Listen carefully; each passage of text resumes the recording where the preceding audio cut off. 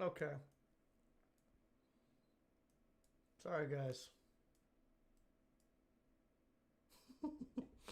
Lost you there for a second. Um, my apologies. We're pretty much almost done anyway. So I'll end it with this. Or not end it. We got a few things more to talk about, but what was I even talking about? I don't remember. It happens. Yeah, no, sorry. Um, right before I got cut off, I was going to say. It totally threw me off. Um,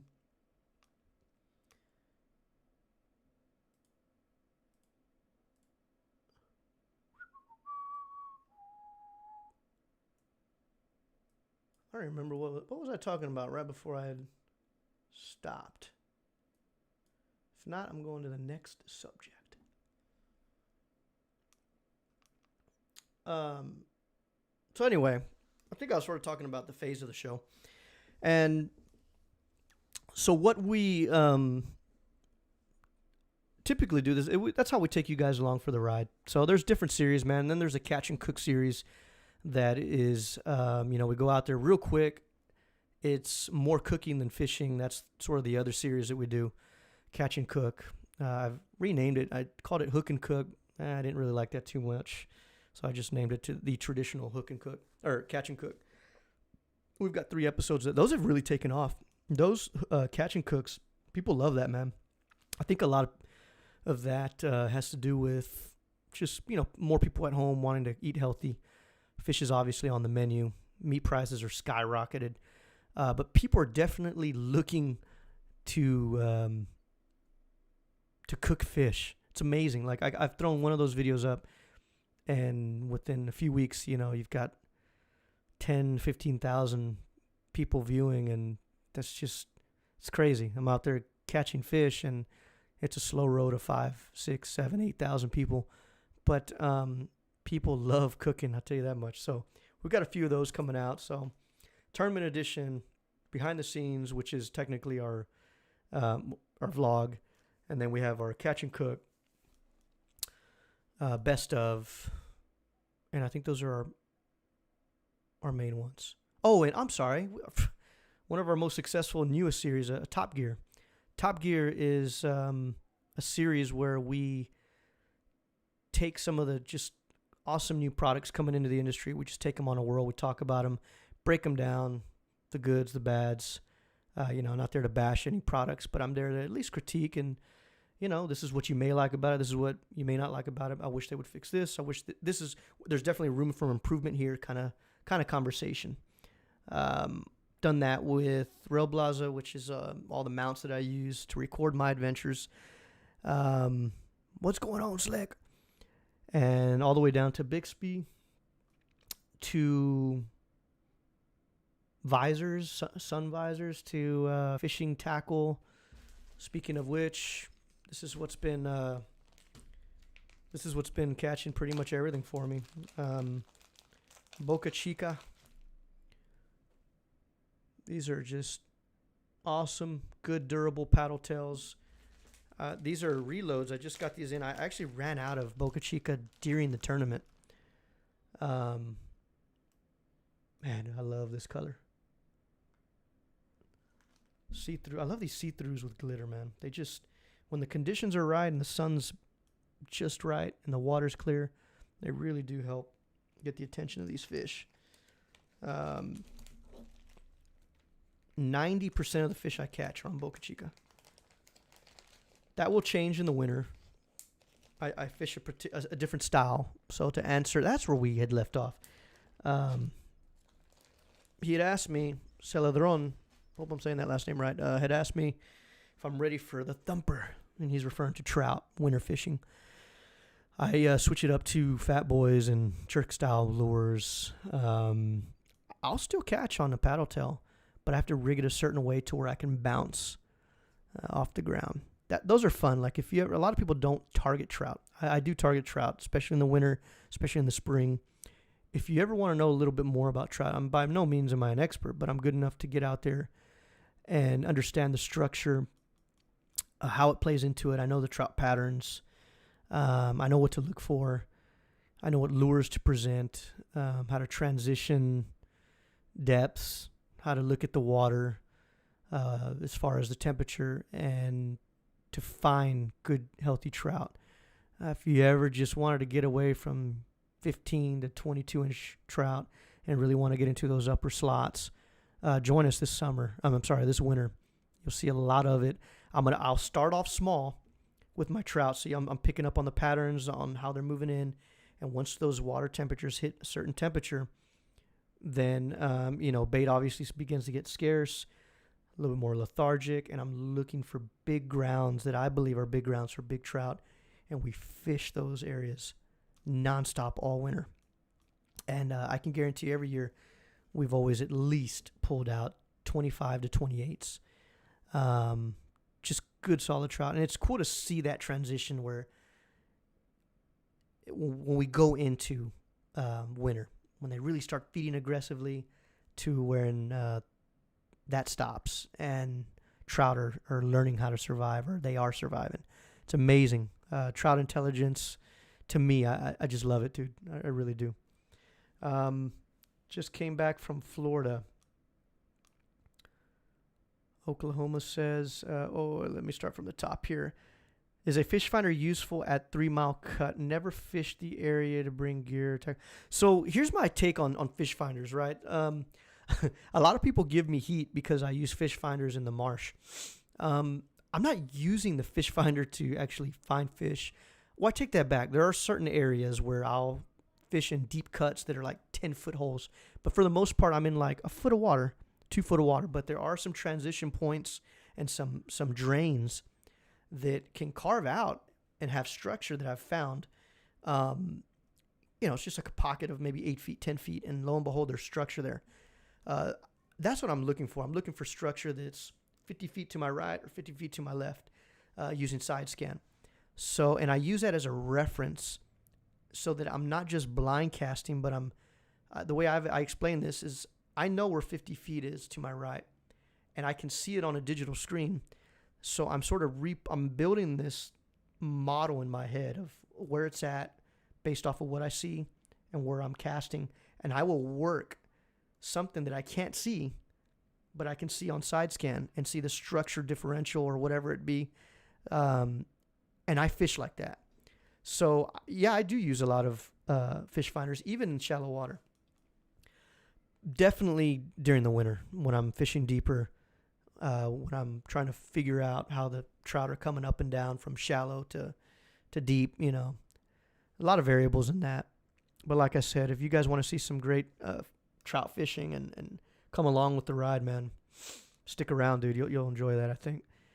Okay, so James says, I just came back from Florida recently, so I'm not familiar with temperature looks like in spring. Around what time does the water normally start to warm back up for BTB?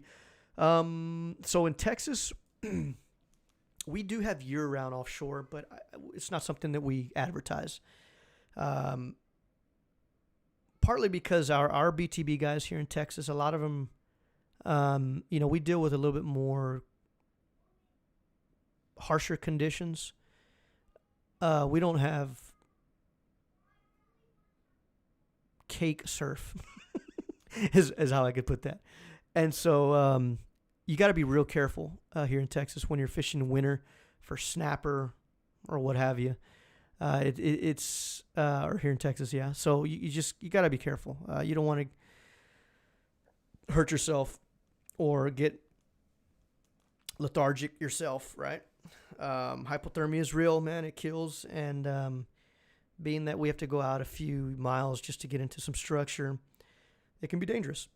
So here, though, where we're at, just a little FYI, we have a lot of our fish migrate from Yucatan. So what ends up happening is right now, our fish are slowly but surely coming back down south, going down into warmer waters in Cancun, right? Yucatan. That transition happens right about now. And then, when it gets too cold, then your cold water species are in the water. A lot of sharks, very sharky, but really good snapper fishing here, amongst other things. we have a few other runs here that are really awesome if you know what you're doing. And then when we come out of winter, water temperatures warm up. The magic number here is about 70 degrees. You start getting your southern kings from the Yucatan rushing back up north along the shoreline. I think the Gulf is split up in 4 quadrants. You know, you have ours down here, Galveston into Louisiana. Then you got there to the panhandle of Florida, all the way down to the Keys. And then that dividing line is some of the fish that even migrate off into the Atlantic. And it's just kind of back and forth for us. Ours, and it's great fishing here in Texas. Really great fishing. Hopefully that answers some of your questions. But the magic number here, if you really, the peak season is right about now. There's a few bait runs. I won't get too far into detail of that, but there's a couple bait runs that are very important that bring in a lot of deeper offshore species a little bit closer. And it's just amazing. But if you just want to get in the middle of the action, I would say the warmer the better. Our waters here can get about 80 degrees. It can almost feel like a bathtub. So, yeah. Texas redfish. I didn't keep redfish. Wait. I didn't keep redfish throats till I see you redfish. Yeah, man. So we have a redfish. Speaking of catch and cook, we have a redfish episode where we're making redfish throat. Check it out, man. It's a fun episode. Looking forward to your snapper throat recipe. Got a sack of them. Nice. Yeah, it's in the works. Z-Man Plastics. Thoughts on Z-Mans are great, man. Great durable lures. It's all about confidence, right? So we can talk theory all day, right? And there's some good theory, plausible theories, and there's some lures that will outperform others. But it depends. You gotta hone in on lures. It's easy to say that I'm better with this, and then I switch to another one. I'm not catching fish, but it might just be because I'm confident. I know what this lure feels like when something rubs up against it, or I know how quickly it's descending, versus if I have a more buoyant plastic. I feel like I'm not in control, right? All that stuff kind of plays into confidence. So give each lure a chance. I think more than brands or more than whatever, it's really just picking the right style lure, working it the right way, getting comfortable with it. Colors are full spectrum from everybody's got the right color these days. You just got to know how to work them, know your body of water. Some fish are different in different areas. Some fish are more line sensitive based off water clarity and pressure.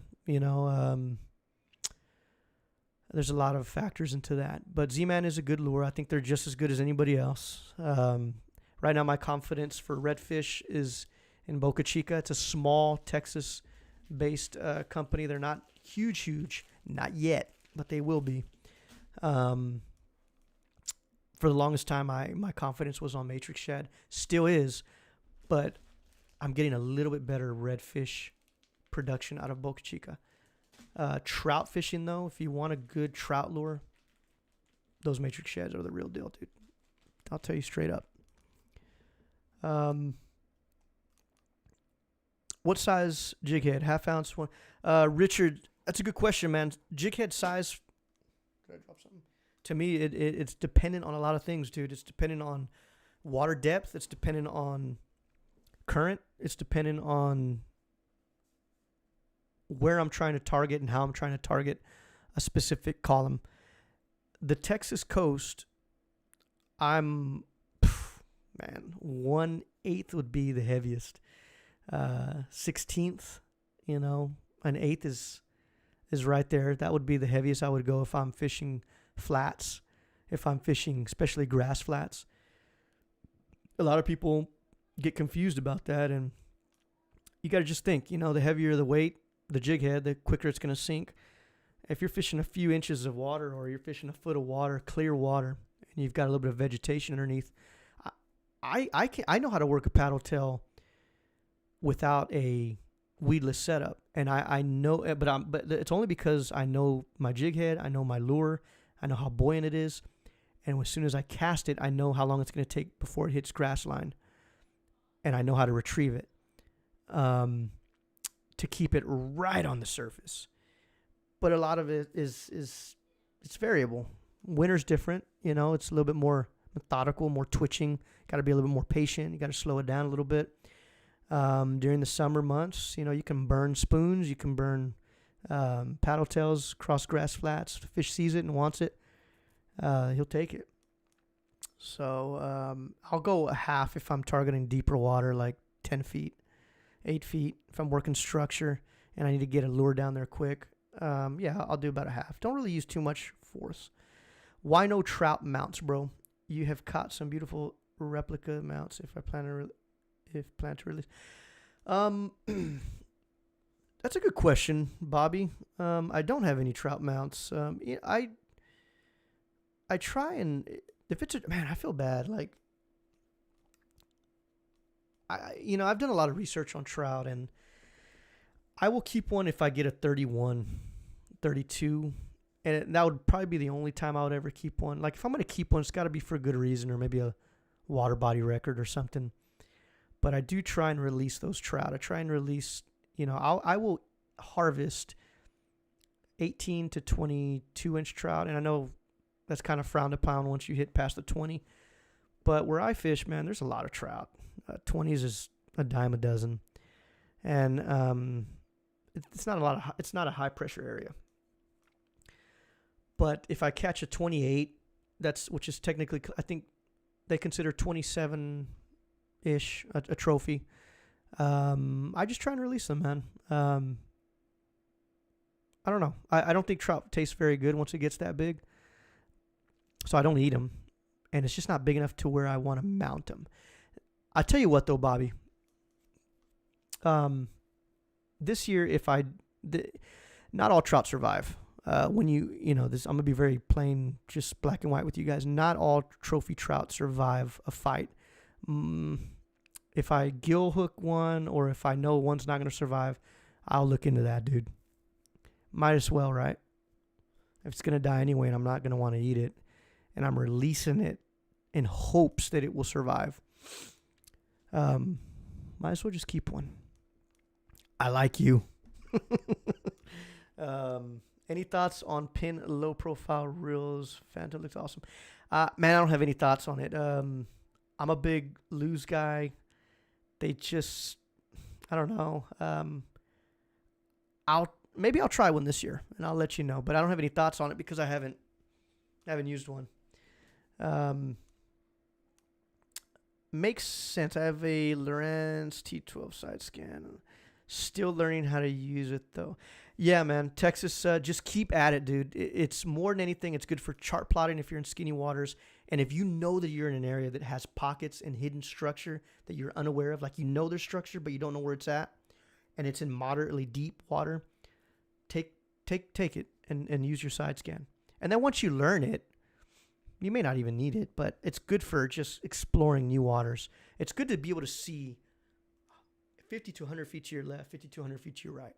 And you got a 200 cone here that you won't miss. I'm in the market for a fish finder. Came across Lowrance TI12. Yeah, Lowrance is good. Lowrance, man, they're all good. The main thing about fish finders is invest in dielectric grease or dielectric grease, however you want to say it, and use that on all your terminals, man. Especially if you're in the salt. I use Humminbird G2SI. Good unit, man. I like Redfish. Texas Redfish says I like it. It's user-friendly. Has a lot of options. Yeah, that is. I've had them all. Presentation is more important than what brand of lure you're using. Yes, it really is, dude. Presentation is huge. Especially when you're targeting bigger fish that have been around, especially like trout. It's funny when you compare an adult trout that's been through countless winters, and then you look at these small puppy trout or juvenile trout, and you find them in two different spots going into winter. You can see the intelligence behind them. The bigger trout knows where to go, knows where to survive, and knows where to hunker down well before the water gets into that critical point. The younger trout, the smaller trout, you'll see them just like congregating and all staying with each other, where there's a lot of little bait, but that bait won't last there for a while. And it's funny how little trout push the envelope. Those will be the last ones that you catch in the winter before you can pick up on a good healthy trout spot. And it's because they just, I don't know, man. I feel like they have been through the rings of fire and they're positioning themselves a lot better than these littler trout. Not to mention that big trout do eat also little trout, so there might be a threat factor there as well. How's it going, folks? What's up, Mesquite Outdoors? All you need are pictures and measurements. Bobby T, I agree with if it's over a 30. Yeah, I mean, I think conservation is super important, man. But at the same time, if you are an angler, and when I mean like a diehard, I don't see anything wrong with mounting one 30-inch fish. It's just, make it special. It's got to be for a good reason. For me, that's just the way there might be guys out there that have multiple 30 mounts. But for me, it would have to either be a fish that was dying, that I knew was dying, or a land body record. And big trout they'll fight to the death, man. They exert a lot of energy. If you've never caught trout and you hook up on one, the biggest advice I can tell you, if you take it out of the water, which I know you guys have seen me do, make it quick. I would almost not even encourage it, but especially if it's a first time for you, handle it in your net. Let the fish just kind of be in your net low, and let it kind of get its energy back before bringing it out. Because big gator trout they will use every ounce of energy they have until they're dead, or until they just don't even have the energy to move. So bring it in, let them kind of, especially the colder the water, the better. If you catch it in the spring when the water's warm, look at the discoloration. If you start seeing brown or that glaze on its skin, it's a good chance it might not make it.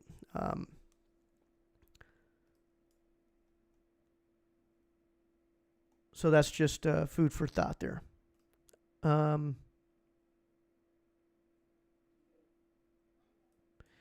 Any luck on topwater? So, yes. Well, let me let this feed catch up because... One sec. It's acting kind of funky. Okay. Any luck on topwater? Yeah. I've caught some good fish on topwater. I just don't do a lot of it. I don't know why. I'm not a big topwater guy, but I do fish topwater. I'm just not big on it. I'm very big on plastics. I love working plastics. I love working fat boys, plastics, slow descent, twitch baits, and paddle tails. Hey Chris, heading to Rockport this weekend. Do you know of any good places to launch a kayak and fish? Thanks. Enjoy the live chat. Ruben Rod. I don't know Rockport that well, man. I'll be very honest with you. But if you go on, I forget who does this. There's a fishing launch map that you can use. You may have to Google this, but there's like a Rockport kayak fishing launch map. Or go on TKF or go on Just Us Facebook groups. Go on a Facebook group and ask. Maybe somebody can share a little bit of knowledge there. I just don't fish Rockport enough to be able to tell you that. I don't want to guide you down the wrong direction. Not out yet. Just curious about Pin getting into low profiles. Oh, yeah. I know what you're talking about, Slick. Yeah. It's going to be interesting, dude. It's going to be interesting. That's low profile reels is an interesting market right now. Arturo, congrats on the massive Kobe. I appreciate it, man. Thank you, sir. Favorite rod brand? I'll get to that one here in a sec. Most of my big trout seems to hit smaller bait patterns and just luck. Yeah, I could see that, Slick. Um, well, you mean maybe you feel like it's luck? Well, there's some. No, I agree with you on that. Actually, not the luck part. I mean, dude, if you're around trout, you're around trout. If you're giving them a presentation, well, there's not. I mean, there's maybe luck as far as you finding them. Is that what you mean by that? I'm not too sure what you mean by that. Most of my big trout seem to hit smaller bait patterns. But I am with you on that. Smaller bait patterns. 100%. Favorite rod brand. So, they don't make them anymore. McCain rods. I loved McCain rods. They're very whippy rods. For those of you guys, they don't make them anymore, so don't look these rods up. But McCain is the original rod owner of All Star Rods. But back in the day when they were good, actually.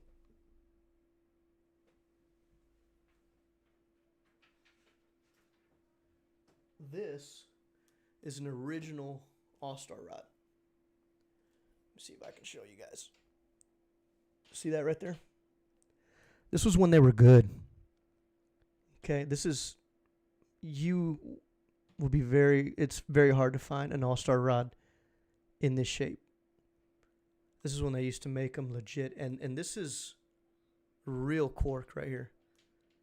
For those of you guys who don't know about the cork story, so Portugal used to be one of the leading producers of cork across the world, and that stopped because I forget the story behind that. I think there was a cork shortage, but the cork, it's not 100% cork. Even if you're spending $300 on a rod, if your handles look like cork, it's some form of a fake cork, to be blunt with you.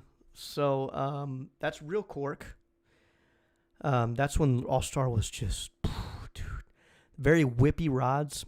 McCain sort of stuck to that action, and that's why I stuck with McCain. I used McCain's for 3 years, and it still had that whip. I loved it, man. You just kind of hook the fish, and you let the rod do the work. You just sit there and you just let it run, reel, let it run, reel. Rod has just the perfect amount of bend that I like, and you almost feel like the rod is catching the fish itself. They don't make them anymore, but you could probably find some used ones out there.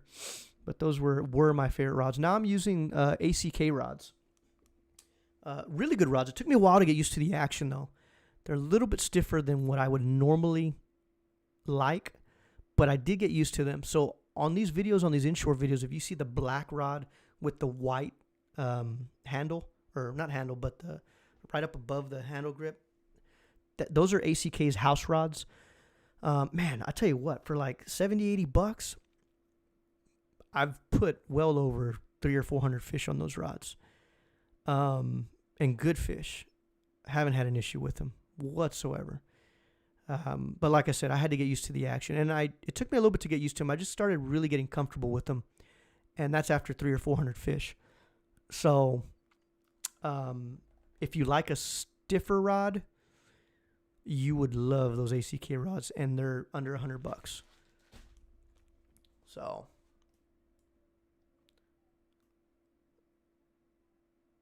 But if I'm going to tell you, well, okay, besides that, what are my favorite rods? I don't know, man. I really don't know. It's hard to find a good rod. It really is, dude. Like a really good high quality. Like if I'm going to buy a rod with my own money I want to last for years and it's like the perfect rod, I'm going to end up spending about $200 to $300 for an inshore rod because I'm picky on that part. If I'm going to like say, all right, I want the ultimate rod for myself, I'm probably going to end up spending that much money. And if I did, I think Sarge makes some really good rods. If you guys have never heard of Sarge, look them up. Sarge. Waterloo out of Victoria, Texas. They make some really good rods. Who else, man?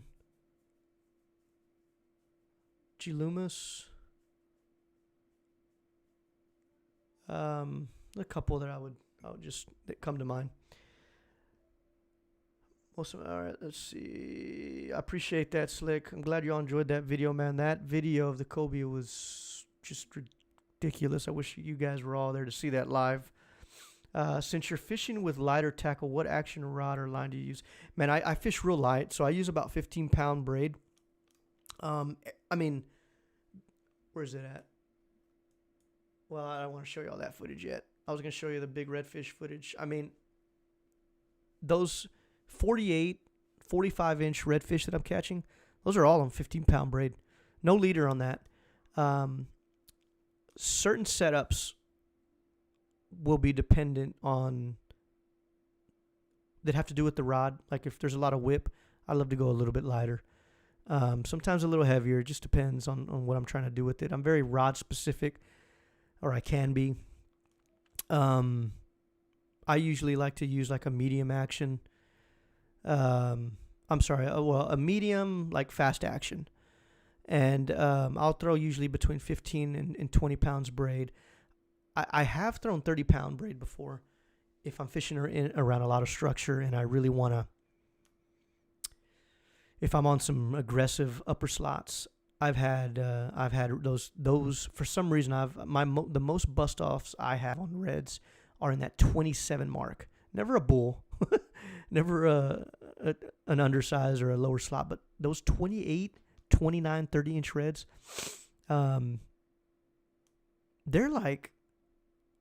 they're sporty, dude. They're real sporty, and I've had issues with busting off on that. So if I'm targeting that specific, I'll go a little bit 20, which I know sounds stupid, right? Like, so you're telling me, Chris, that you're going to catch a 48-inch red in the flats on a 15-pound braid, and when you're catching 28s, you're going to bump it to 20. I know it sounds dumb, but it's just my experience that I've had issues with. I'll get into that later, though. That's a really good subject to talk about. There's reasons for that. But just so you know, to answer your question, I use about 15 pounds of braid. I do use a leader. I'll use about a 20-pound to 25-pound fluorocarbon leader if I am using the leader. Let's see. What else did you guys ask? I like Daiwa jigging. Dude, Daiwa makes good jigging rods. Yes, sir, they do. Yes, TKF Forum is a good source there. McCain rods. Yeah, McCain rods are great, man. They don't make them anymore, but like I said, they're great. You killed me on the last teaser video. Well, did you see? I mean, the full video is out, just so you know, if you haven't seen it yet. Those teasers I only released 2 of them. But I killed you and I brought you back, dude. So go check it out if you haven't. Quiero pescar. That's good. Quiero pescar también. Todo día. Fantastic, right? I have 2 Falcon rods. Falcon makes good rods, actually, too. The McCain rods you've described. Yeah. And your professional experience, what do you look for when choosing a net? I look for a small grip handle. I veer away from a cloth net. I want it to be coated so that my hooks don't get stuck. I want a hook, if you're getting those, they sell these a lot at Academy, the cloth nets or whatever, man, it's a pain in the butt when you're fighting a fish and the hook's in there, you net it, the fish is thrashing, and that hook, it just gets weaved in the thread, and you can't get that thing out, or it's a struggle to get it out. So Academy actually sells, I think even ACK sells these as well. They're just, man, I wish I had it in here. It's a net. It's like a $10 net or $19 net. And they sell them in like this green, orange, and maybe black. It's got a big mouth on it, but a short stock handle. And the net is pretty deep. It can, you can handle a 32, 34-inch red in that easy. Once you get past that, though, you're just going to start getting the head out and the tail slinging out the other way. So I would veer away from that. But if you're catching slots, that's the perfect net. I wish I could show you guys a picture of it. But if you go back and watch all my videos of me netting, that's the net that you can get at like your local tackle shops. And the net itself has a coating around it. It's like a I don't know. I'm sure it's cloth in the middle, but it's coated with something so that when your hooks poke it, they don't get weaved in. Let me answer a few questions and then we'll wrap this up, guys. Because you guys are awesome today. These are a lot of questions. In your professional experience, seeing the full video, it was awesome. Was fishing with you a day or two before you caught it. Wish I could have been. You were fishing me a day or two before? Who are you? Who are you? Man, I don't know who you are, dude. I mean, well, hang on. I know you weren't fishing.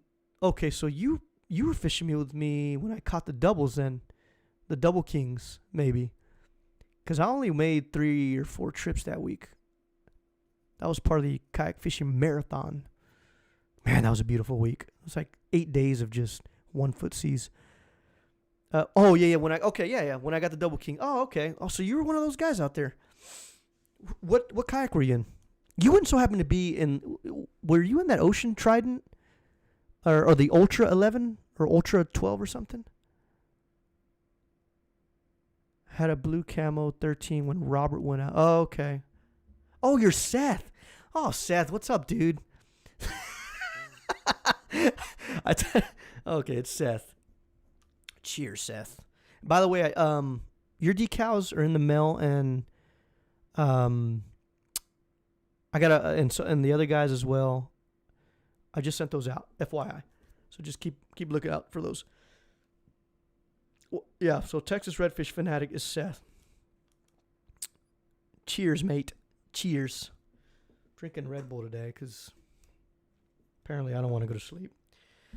Well, guys, I think that's about it, man. I want to thank you guys for tuning in, chatting it up with me. I think this podcast is going to get broken. Not podcast. I'm going to call it something to do with the Tonight Show in reference to kayak fishing. So this screen right here now, as you guys are seeing, I finally got the setup that I wanted, right? I finally got it hooked up. So I can have live callers now come in via, if you want your people to see your face, or if you just want to hide and use a picture, I can use a picture of you. Tune in next week, guys. We're going to talk a little bit about nighttime fishing. I'm going to get into Albert Guzman's head, talk a little bit about him, but not only, I just kind of, get to know him, have a impromptu conversation, and then we're going to veer our way into fishing lights at night and nighttime kayak fishing the way he likes to do it.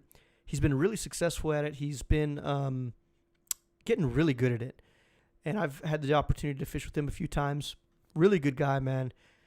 Has good energy, great attitude. Always is trying to learn. Always asks questions. He's just a sponge. He's a kayak angler that's just really, really beginning to pick the sport up and do good things. And I'm super stoked to have him on next week as we talk a little bit about nighttime fishing. I'm going to post up a picture or something in reference across all of our social media, whether it's Facebook, Instagram, YouTube, whatever, and open it up for an AMA, just like we did today.